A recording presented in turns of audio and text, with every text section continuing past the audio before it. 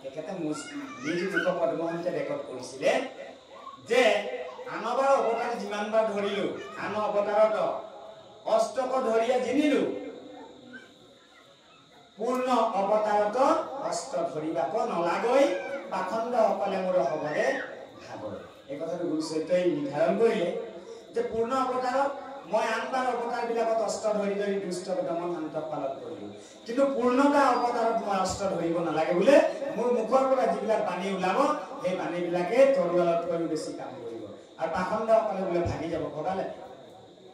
নৰনাৰায়ণ ৰাজসভাত যিমানখিনি পণ্ডিতে খল লগাইছিলে আপত্তি লগাইছিলে কমপ্লেইন কৰিছিলে গুৰুজনাৰ ওপৰত কিন্তু কমপ্লেইন বিলাকে কাম নকৰিলে চিলাৰায়ো হৰণ ললে লাষ্টত নৰনাৰায়ণ ৰজায়ো হৰণ লবলৈ তেওঁ বাধ্য হল যে শংকৰ গুৰু হৈছে জগতৰ গুৰু এওঁ ঐশ্বৰ্য আছে আৰু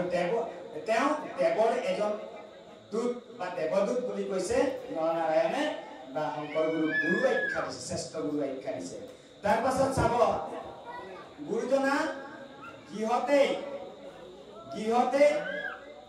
এই যে গাখীৰ এৱা টেকেলিবিলাক ওলমাই থৈ দিয়ে তেওঁলোকৰ আৰু তেতিয়া আৰু বৰ বিশেষ এতিয়া মডেলিং ঘৰ তেতিয়া নাই আৰু বাঁহে ইকৰা দি নিৰ্মাণ কৰাহে এডাল প্ৰকাণ্ড হাঁহ সোমাই গ'ল অজগৰ সাপৰ নিচিনা তেতিয়া কি হ'ল খেৰতীয়ায়ে হাতডাল দেখি মানে বেহুচ হোৱা নিচিনা হৈ গ'ল হৈ কালে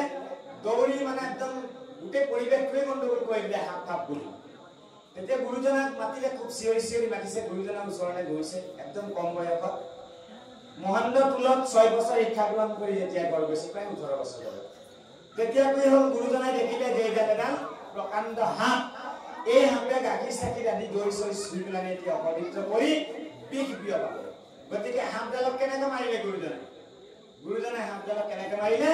নেগুৰত ধৰি ঘূৰাই মাটিত ঠেকেচি দি পেলানি সাপডালক মাৰি পেলালে সাপডাল কোন আছিল আপোনালোকে জানে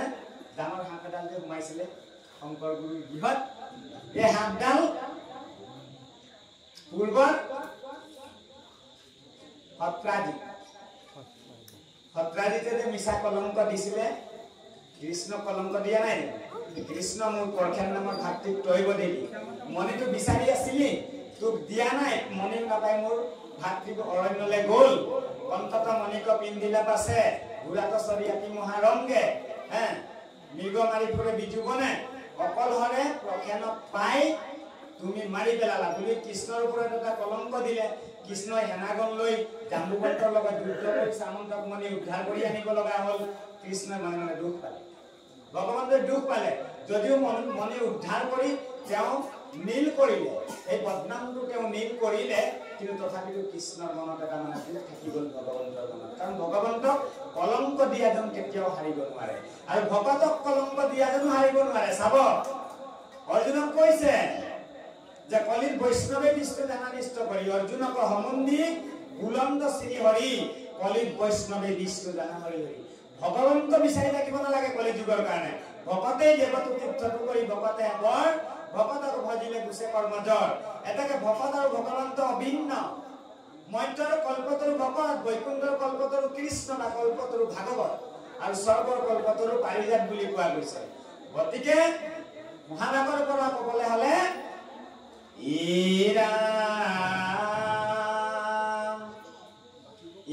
ইৰাম হৰিৰ পৰম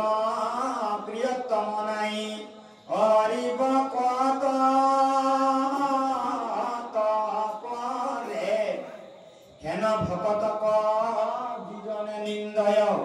হৰিকে হে নিন্দা কৰে তেনেকুৱা ভকতজনক নিন্দা কৰিলে পোনপটীয়া ডাইৰেক্টলি হৰিক নিন্দা কৰা হয় এই হৰিয়ে দুখ পাই পেলাই পাছত কি কৰিলে সাপ বনাই থৈ দিলে এই সাপটো আহি পাছত আৰু ভগৱন্তৰ বিশেষ কৃপা সাপ ৰূপে আহিও গতি পালে সত্ৰাজিত আৰু অনেক উদাহৰণ আছে বাপমস্ত আপোনালোকে সকলো জানে আমি নকলো আপোনালোকে জানে এতেকে সিদ্ধান্ত দিলে শংকৰম যে মনুষ্য বুদ্ধি কৰবন্তি নৰা ধম ৰৌৰৱ নৰকক জিয়ান্তি যাৱত চন্দ্ৰ দিবা শংকৰ গুৰুজনক যিজনাই সাধাৰণ জেনেৰেল মানুহৰ লগত তুলনা কৰিব আপোনাৰ মোৰ নিচিনা তেওঁ বোলে চন্দ্ৰ সূৰ্য পৃথিৱীত থকালৈকে ৰৌৰৱ নৰকত থাকিব বাপে নৰকৰ কথাবিলাক কৈছিলে 84 নৰক মূল নৰক 28 ৰৌৰৱ মহাৰৌৰৱ তাম্বিশ্ব অৰ্ধতাম্বিশ্ব এনেধৰণে 28টা মুখ্য নৰকৰ কথা কোৱা হৈছে গতিকে শংকৰ গুৰুজনা সাধাৰণ মানুহৰ লগত যিজনে তুলনা কৰিব সেইজনো চন্দ্ৰ সূৰ্য থকালৈকে ৰৌৰৱ নৰকত থাকিব বুলি এটা সিদ্ধান্ত দিলে এতেকে জগতগুৰু আখ্যাৰে বন্দিত সৰ্বগুণাকৰ বাদ্য বিকাৰৰ গীতিকাৰ হয়নে গীতিকাৰ দাৰ্শনিক বৈজ্ঞানিক তেখেতৰ উপমা নাই অনন্ত উপমা তেখেতক কি কব অনন্ত উপমা গতিকে ত্ৰিভুৱন বন্দন দৈৱকী নন্দন দুহৰি মাৰল বংশ জগতন তাৰণ দেৱ নাৰায়ণ শংকৰ তাকেৰি অংগ কাৰণ যিবিলাক বেদশাস্ত্ৰ ব্যাসদেৱে লিখিবলৈ অনন্ত কাল লগালে হাজাৰ কাল লিখোতে ব্যাসদেৱে লগালে 14 শাস্ত্ৰ 18 পুৰাণ 14 ব্যাকৰণ 6 সংহিতা এইবিলাক ৰচনা কৰোঁতে ব্যাসৰ কত কাল লাগে তে বয়সটো আদায় দি গুচি গ'ল কিন্তু ইমানটা বেদশাস্ত্ৰ গুৰুজনাক পঢ়িবলৈ আকৌ 6 বছৰে অনলি লাগিলে মহেন্দ্ৰ কন্দলী চিন্তা কৰ যিজনে লিখিলে এজনক লিখিবলৈ অনন্ত কাল লাগিলে কিন্তু যিজনে পঢ়িলে এজনে আমি 6 বছৰত আদায় কৰিলে আৰু তাৰ পৰা জ্ঞান সমূহ লৈ গ'লে 18 বছৰ বয়সত মহেন্দ্ৰ তুলৰ পৰা ইসমূহ আহিলে বুলি কৃষ্ণ কৈছেনে বাপু আপুনি সন্তুষ্ট